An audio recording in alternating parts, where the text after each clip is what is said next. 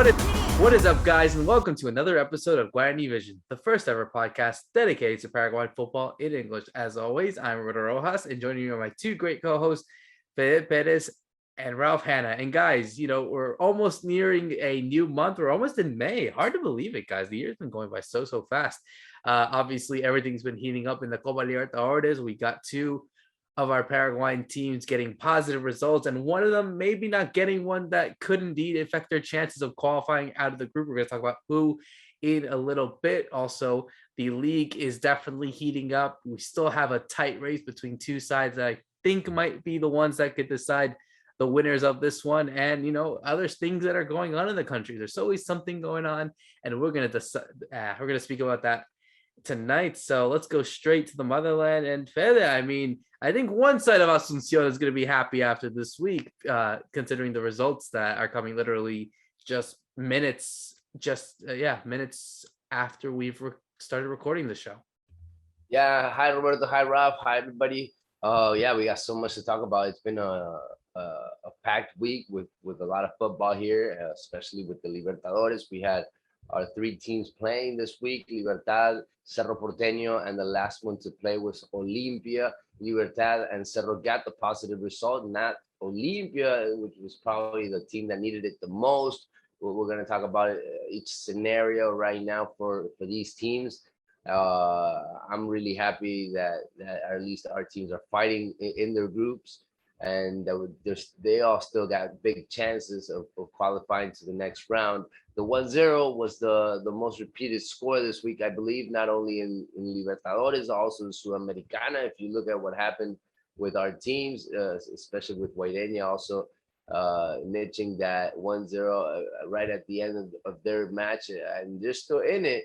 Who would have thought Guarani was going to fight in their group with Internacional there, the Brazilian team? They got to face them next week again in what could be the clash for that first spot. So Guarani is feeling pretty good about their chances right now after a couple of games. And yeah, we got to talk about them. Unfortunately, the only team that's doing bad is General Caballero. They're pretty much out of the run, but they got other problems. They got to put their head back in the league because, relegation points are really important for them right now. They're not in a good spot. They just got into the first division, so they're kind of having trouble with those numbers. Their head was not really in Sudamericana. They had just changed coaches. So yeah, we got a whole bunch of stuff going on, Roberto. It's a week with a lot of football, and we got the weekend coming up, thinking about what's going to happen next week. Yeah, we got to go back and review everything that happened this week also. Hi, everybody, and it's great to be back, Roberto. Let's do this one more time. Absolutely. Let's do it one more time, at least to close out the month. And yeah, like Fede was mentioning, Ralph, we do have a surprise, I guess you could say, from a Paraguayan side to see Guarani top of the group right now, literally on same goal differential with Internacional. And, obviously they'll be playing each other on May 5th in the Defensores del Chaco. And I think the winner of that will probably indeed go and advance out of the group stage. But it's an impressive feat for Guarani and what they're doing so far. Just mentioning a bit of Copa Sudamericana, they didn't expect to go this far, and here they are punching above their own weight. Yeah, it's incredible considering they didn't win their first two matches because they drew the Independiente Medellin, then they drew the Internacional in Porto Alegre, which was a great result, but still not a win. But it was this week that they got that very late penalty from Diego Godoy, ex-Cerro Porteño player, and he put away the penalty, and then they beat 9 de Octubre, and that's put them top, as you say, which is incredible. That's their first ever international win, as in they've beaten teams from Paraguay in this competition, but they've never beaten a team from CONMEBOL, from outside of Paraguay. So it's a really historic night for them, and they're really enjoying that. And it's great for Tradio Duarte, who's been with them since they got promoted. He's been their coach this whole time. It's great for Carlos Duarte, Lito Duarte, who's actually played with them for like 15 years since they weren't even a professional club. He came on late last night into the game to help force the win and the penalty. So it's a really positive story for Guarani, and something they can, for sure they can build on, whether they progress or not, because beating Internacional at home is not going to be easy, as people like Olimpia found out last year that had to play them in Libertadores. But I mean, yeah, great story so far for them. So good on Guarani. And switching gears now to the Copa Libertadores, it's been a weird one actually, not just for us Paraguayan sides. If you look right now, guys, I mean, this is going outside of our Paraguayan football bubble. You got Boca Juniors bottom of their group as well. And I think I go back to what Fede had said about how in this competition, yes, you have your favorites of your Argentine sides and your Brazilian sides, not just in Libertadores, but also in Sudamericana. But these other teams that are out there wanting to fight and wanting to prove themselves. The example is a Guaireña. And, looking into now this group, firstly, we'll talk about what's been going on with Libertad, the first of the three Paraguayan teams to play this week in the Copa Libertadores group stage. They got an impressive 1-0 win over Atlético Paranaense at the Defensores, a goal from the veteran Christian Riveros to put them right now top of the group with 7 points. They haven't lost a single game. The only team in the group to have not lost a single game yet, 2 wins and 1 draw, as they now head back to Brazil. Well, not head back, but they will travel to Curitiba on actually disregard that. They'll be off to Caracas first. They'll be off to Venezuela. So they got 2 away games, then followed by that game in Brazil in Curitiba against Paranaense before closing it up against the strongest at the Defensores at the end of next month. Fede, I mean, I think for what Daniel Ganero has been trying to do with this Libertad side, it's impressive. I mean, they're still heated up in this really big fight for the title in the Apertura, and here they are performing on all cylinders here in the Copa Libertadores. But I think it was also expected considering the amount of depth that the team has. I think they needed to be in this position, and so far they've impressed on both ends so far. Yeah, they've done their job. Ever since they actually started competing in Libertadores, that first game in the altitude of La Paz in Bolivia was very important, getting a draw over there, and then they started winning. And even though they lost against Cerro Porteño in that league match, that was a very important game for Libertad and for Cerro Porteño, they got back into it. And I think that's the most important thing right now for Libertad, that they were able to turn the page around and they got a little revenge a couple of days later. They're going to play against Cerro Porteño a little bit later on. So right now their heads is in Libertadores. They're very close to clinching a spot in the next round. And I think they really deserve it, especially after beating a very strong Brazilian side like this one. Atlético Paranaense was going to be a hard one. For Libertad, probably the toughest team in this group. For Libertad, I really thought that this was going to be the big test for them, and it really was at a certain point of the game. The goalkeeper had to be very important, Martin Silva, at the end of the match, just stopping a couple of important balls, and you kind of seeing Libertad trying to build a better defense with Barbosa coming back to the team after the suspension he had in the local league. He even though that happened on one side, Libertad was still playing Libertadores and Barbosa was still in the team. So it never affected apparently what Garnero thought of this player. That's one of the most controversial players in this team, and one of the guys that's probably not fitting in that defense, and it has been the problem for this Libertad team. But hey, the Brazilian team couldn't score on them. So that, I think that was big on the defense. I'm going to give them props to that. I don't think we give enough credit to this Libertad team sometimes, just because of what we're expecting out of them. We're expecting a team to pretty much win every game 3-0, to cruise it by. And in this Libertadores, in this stage, you're going up against really big teams, and you just got to get the score done. And Libertad is getting the job done and mixing players around and having players that have been playing a lot also, just as the case of Christian Riveros, the player that scored the goal. And what a goal it was. I love that finesse touch on the ball, and such an intelligent player. You're happy to see it. You get even more happy to see it from a player like him. He really deserves it. And he came to this team this year. He was one of the players that came into this team as an option, I believe, for the roster. And ever since they had a couple of injuries, he became very important to the team, and he never left the team. Right now, it's Christian Riveros, with who in that field, in that midfield, I would even say. So Libertad is finding their fit. They're finding their ways to win it, and this is just pure confidence for a team that pretty much doesn't need it, Ralph. I mean, they know what they're doing, they know what they're capable of, but they need to get the job done. They need to keep winning. Yeah, they got the job done, but like you said, it was really important from Martin Silva, that penalty save at the end. Incredibly, it was the only save he had to make all game. So props to him that you're not having to do anything all game, and then you're called upon in the most important moment. And he's a player with a lot of history, of course, in the Copa Libertadores. He got to the final with Olimpia back when they made it there, and he was a really important piece of that team too. For Christian Riveros, like you say, a great game. His first goal for Libertad in the Libertadores since 2007, back when he was a kid, when he was first coming through with them. So that's very nice to see him come full circle now as 39 years old.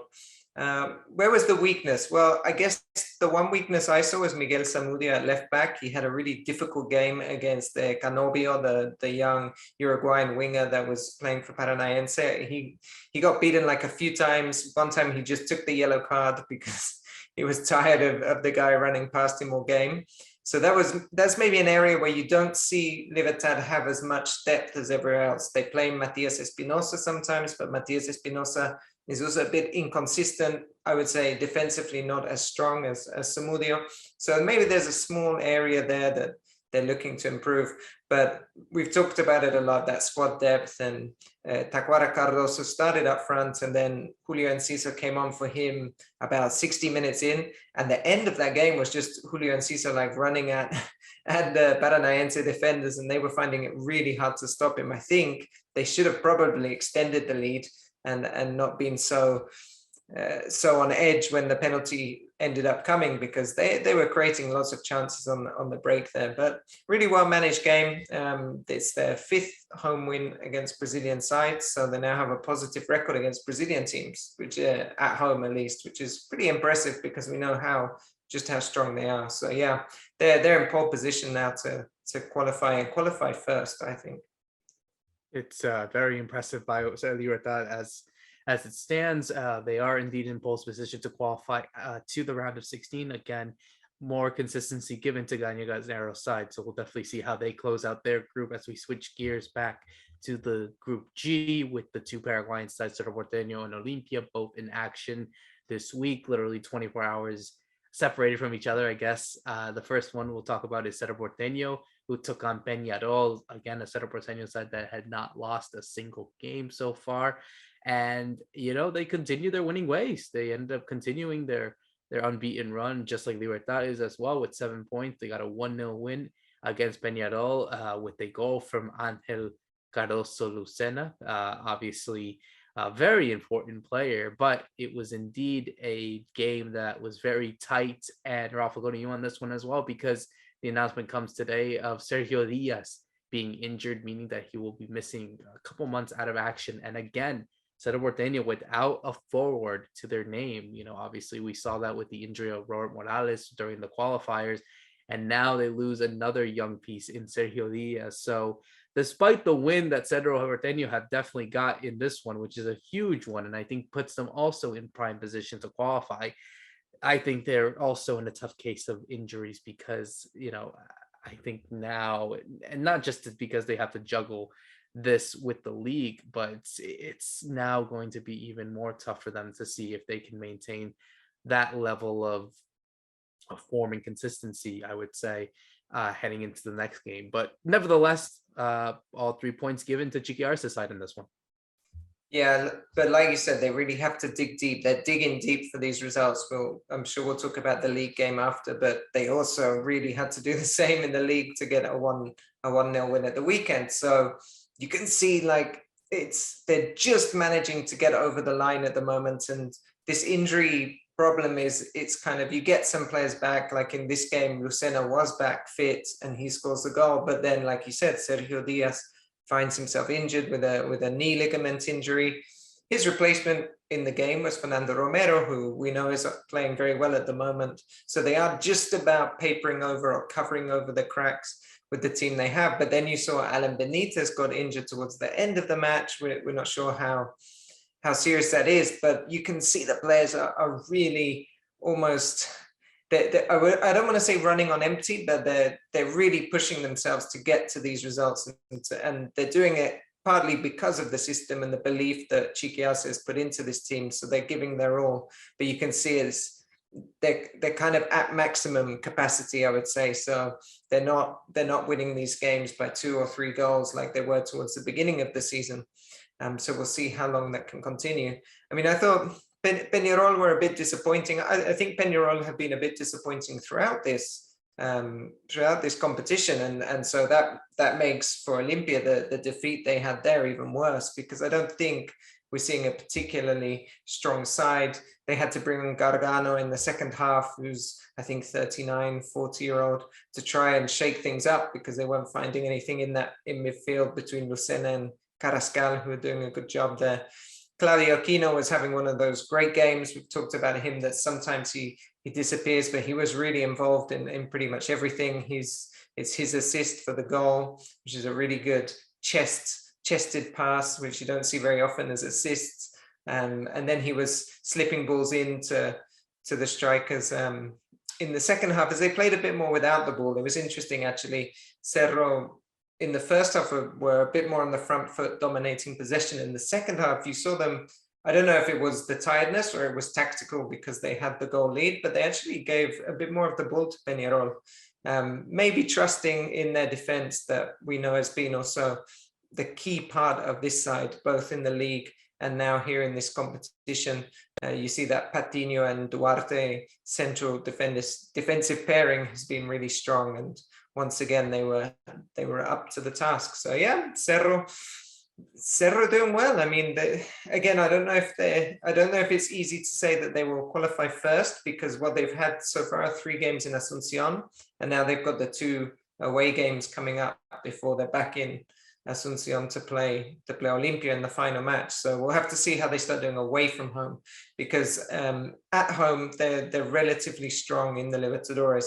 I was just looking at their record in La Nueva Olla since they've been in the renovated stadium. They've only ever lost once to a side in Libertadores that isn't from Brazil, which was the Barcelona heavy defeat they had in a qualifying round.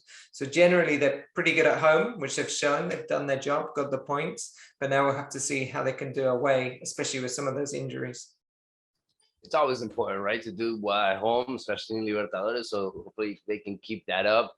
I didn't think they were going to suffer that much in this game, just because of what I saw from Peñarol already against Olimpia. But yeah, it was a typical Libertadores night where you had the other team trying to take whatever they could out of this game. They were going to be happy if they could get a tie. I even believed it, because of the way they played from the first minute. Even Peñarol, I think they were going to be happy if they took a point away.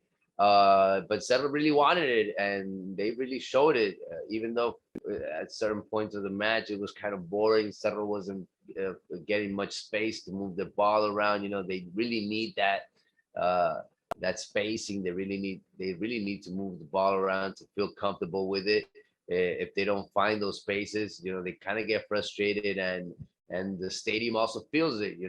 This is a big team, and you're expecting for them to have a lot of attacking plays, and when they don't get that, the fans get a little nervous. And right now, obviously, Cerro Porteño is in the first spot. Their fans are feeling really good about their opportunities, but they've had all these injuries, and it just keeps on happening. Every game, unfortunately, it's just been that way lately. And I don't know what the explanation is for it, because they're all different injuries. So I would just say it's just plain bad luck right now for Cerro Porteño, especially with these guys that are getting the opportunity, like Sergio Diaz. He was waiting for his shot, and this guy can't play two games one after the other. Two straight games. He's had this problem along his career. Now a big injury comes his way. Similar to that of Robert Morales, as of how long it's going to take for him to come back. And it really is unfortunate because they are young players also. So you wanted to see them grow on their game, and they're not going to be able to do that in this 2022. Robert Morales and Sergio Diaz. So it is a shame for these two guys that they were probably even going to be probably going to be sold because of their age. Also, that there was a big probably there was a chance to do a big business or to get something out of these two guys probably in the future. And now you got to think about the problems that it brings to your team. Obviously, big chances for the young kids. Fernando Romero is taking his chances. He's still very young. He's barely 22. But there are even younger guys in this roster. I was thinking yesterday after the game, why not think of giving a chance to Fernando Ovelar, a very young 18-year-old, and we haven't seen him lately. He's a forward. You have Junior Noguera there. He's 19. He could be used also. We've seen Isaías Gavilan. He's 19 years old. He's come in lately into the Libertadores games as an option. So yeah, Chiqui is going to have to look into some of these players, especially if Marcelo Moreno Martins keeps on not contributing from his part. He has to score. That's all he has to pretty much do in this team. Now, I don't think people are expecting for him to do much more than that. I mean, you're not when he gets the ball, people are not waiting for him to assist, for him to do a nice pass, for him to have a nice time with the ball. They're waiting for him to score, and he's not doing all of that. He's not taking all of his chances, and I think he's in a little bit of debt now with the fans. And even though there's still that love because of everything that's been happening ever since he ever came here, and I do think fans are still by his side. He's got to start scoring because he's probably the most important striker now in between these that are left. But I'm loving Claudio Aquino. As long as Claudio Aquino is working in this team, Roberto, I think Cerro fans can be at ease. And we got to mention that Claudio Aquino is in the radar for the national team. He's doing his papers to try to be Paraguayan. He's gonna be a citizen. He's gonna be naturalized. He's gonna be able to play eventually for the national team. So that's a good opportunity for him in his career, and maybe even for the national team. Looking at the long term, I mean, this is the best player probably in the Paraguayan game in the last 2-3 years straight. He's been able to keep it that way. He's been very consistent, and we've seen that as he's probably Cerro Porteño's most important player. I would say right next to Jean Fernandez. So I think, yeah, I was gonna say, maybe, do you guys think it is indeed a cause for concern if all these injuries continue to pile up, and maybe the Cedro side with, I think, like you had mentioned, Fede, getting in those players that maybe aren't as experienced or haven't been able to play as much. Maybe they sputter a bit in the closing stages of the Libertadores, or maybe that affects their league race. I don't know. I feel like if they get even more injuries, I think that puts Libertad in a more better position for them to do well in the league. But in the group for the Libertadores, I mean, it's again those one little slip ups that can cause for concern as well, especially in these crucial last 3 games. I think they're gonna have problems in one of the two competitions eventually. I mean, they try to mix it up. They put a whole bunch of young players the other day in the local league, and you could tell it wasn't the same style of play. You could tell that the players were having problem with the ball. They were missing a lot of passes, so it wasn't the same Cerro Porteño that you're accustomed to seeing. And you're not getting that from Libertad when they're mixing up their team. They're getting it done pretty easily, and they're getting through teams. So yeah, it's going to be hard for Cerro Porteño probably to keep their chances in the local league. But hey, they're one win pretty much away from qualifying in the group stage. And so I think I'll take their chances right now, as long as nobody else gets injured, Ralph. Hopefully this stops happening. But every game that I've been lately to Cerro Porteño is just another player coming out the pitch injured. Yeah, it's like you said. I mean, it could just be bad luck. It's incredible how it keeps happening. I mean, bad luck, a bit of mismanagement maybe, because in the case of Sergio Diaz, he actually came out to play the second half and didn't even last a minute. So I didn't think it was necessary for him to even start this game, Ralph. Fernando Romero could have easily started it. Yeah, I was also surprised. Actually, I remember I said on Twitter, I was kind of that was my one surprise in that lineup, that Romero wasn't in there. So yeah, they've got to be really intelligent with the player management with these two competitions. But for sure, if they have to give up one, they'll happily give up the league to try and make something in the Copa Libertadores, because that's always the obsession, as Cerro fans always say. And one obsession that another team is looking to hopefully get back to their winning ways, and obviously we're talking about the most successful team, is Olimpia, an Olimpia side that had to get some sort of result. And by result, I mean maximum points in their game against Colón, and they were unable to do so. Olimpia have yet to win a single game in this group stage. 3 games already played, 2 draws and 1 loss. They did a 0-0 stalemate against Colón, and things are not looking good so far for Olimpia, Fede. I mean, you would think that the concern from the game against Peñarol might have been able for them to motivate them. I mean, they also had a really, I would say, interesting game on the weekend, coming back from 2-0 down against General Caballero. Even though they did get the win with the 3 goals in the second half, that still is a bit of a concern for them, not being able to take advantage from the get-go. And even in this game against Colón, I don't know, man. I mean, I'm not even fearing for them to get out of the group stage, but hell, it could even be a case where they not even make Sudamericana. I mean, how concerned are you about this Olimpia side? A bit, but hey, they won 2 straight in the local league now, right? Two straight games, and so that brings them to the 3rd spot. I mean, hey, you never know what could happen with Libertad and Cerro Porteño. The second half of the tournament is just starting. You never want a big team like Olimpia right behind you, right? So you got to watch out for Olimpia, especially if they are pretty much out of Libertadores. They're going to put their heads straight into the local league and try to build something out of it, especially their manager. I mean, he's going to need to take something out of this semester just because of what everybody is expecting always out of Olimpia. But I'm always waiting, especially in this 2022, to see new players in Olimpia, to see players evolve, to see Hugo Quintana in that midfield evolve into that player that you hope that he can become next to Richard Ortiz, an experienced player. Walter Gonzalez, hopefully he can keep on scoring. He scored a couple of goals in the local league that had kind of opened his chances on the team. Guillermo Paiva came back, another young forward. They've had troubles in the locker room. They're probably not all getting along, but they got this far, and I think that there is.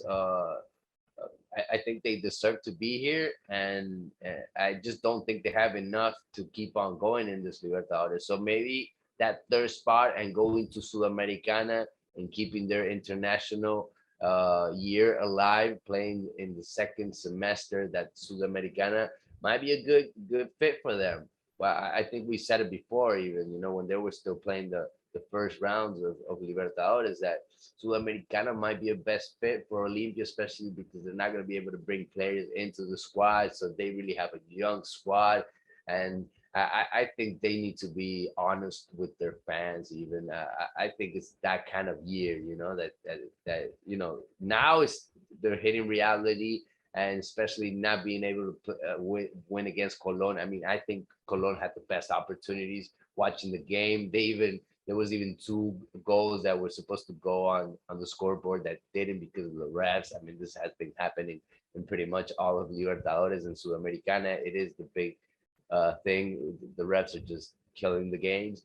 And Olimpia's not showing good football, Roberto. I mean, I'm not seeing much out of this Olimpia besides Richard Ortiz. He's putting the heart out there, and the rest are really not playing that well. Alex Silva his level has gone down. He's probably one of the most important players in that midfield. And Derlis Gonzalez is not 100%. He couldn't even start this game against Colón, and he's just way too important in that offense. So Olympia not having all their best players and them not playing at their 100%. It's just that formula for them not to get the results. Unfortunately, I see them more out of this Libertadores than actually fighting for a spot to that last game or that last Super Clásico that's coming up, Ralph, in a couple of games.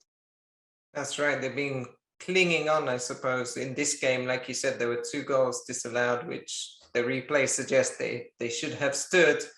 And that's been a big problem with Olympia throughout this season, is their defense hasn't been very good. They haven't really managed to really find that right combination in terms of a balanced midfield and defense.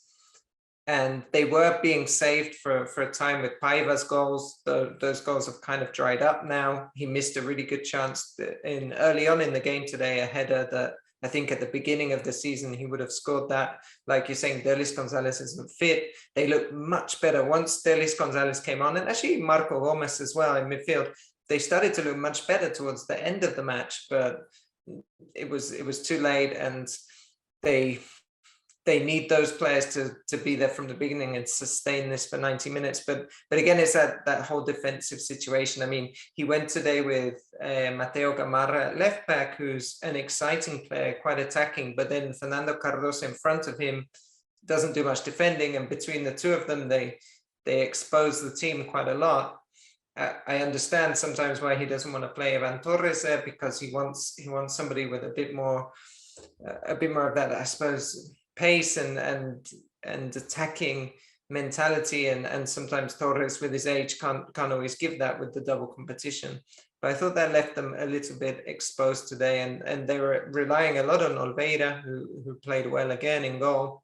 So yeah, it's a tough one, and I think what we might see, what I can sense we're going to see, is that final game will come down to them probably needing to get a result against Cerro to get the Sudamericana place. I don't think they're going to be in the run for qualification, because do they look like they could beat Peñarol at home next week?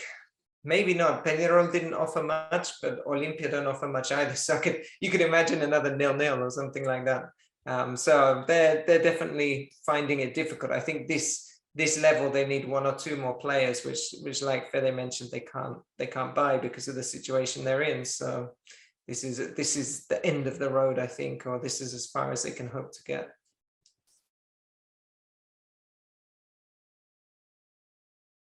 I just wanted to mention also that Olympia's president, he's always saying it. Olympia is down about $12 million right now in debts, and they have so much trouble. They had so many problems with trials and with players asking for money from old contracts, and that's really, I think, the main issue right now in Olympia, and that should probably be the priority, this year.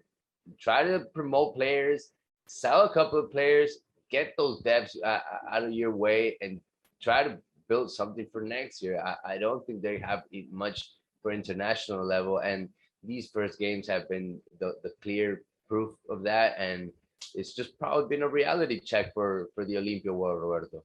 Yeah, it really is a reality check. I think we also need to understand that this is an Olympia side that has been dealing with a lot of issues in the last 2 years. The fact that they've been able to punch above their own weight, and I say that because it's weird, considering how big Olympia are and the status they have, not just in Paraguayan football, but in South American football. This is still a team that, like you said, are having a ton of issues. And it's surprising maybe for some to see that, but it's true. I mean, I think they understand that this is still an Olympia side that I think still needs a lot more time to really build into what Libertad are doing, to the way that Cerro Porteño are doing. I think they still need some more time to get to that. But I don't know, man. I just, this is an Olympia side that doesn't want to disappoint, and they have the history to it, but some people don't want to face that reality. Even with their coach, Roberto, I would say, they're gonna have to be a little bit more patient with